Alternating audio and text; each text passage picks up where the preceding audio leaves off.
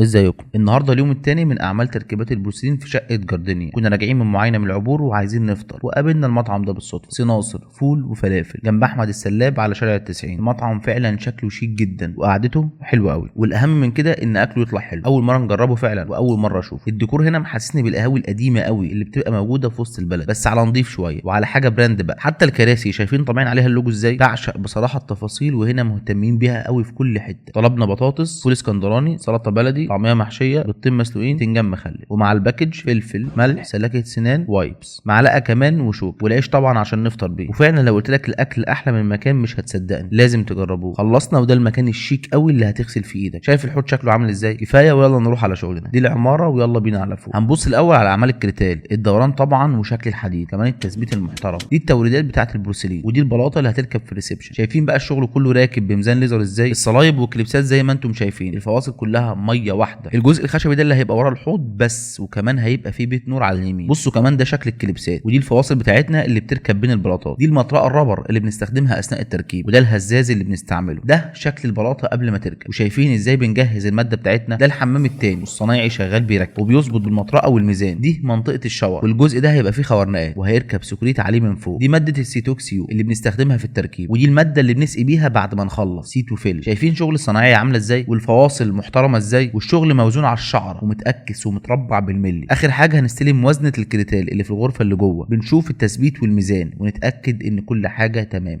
سلام.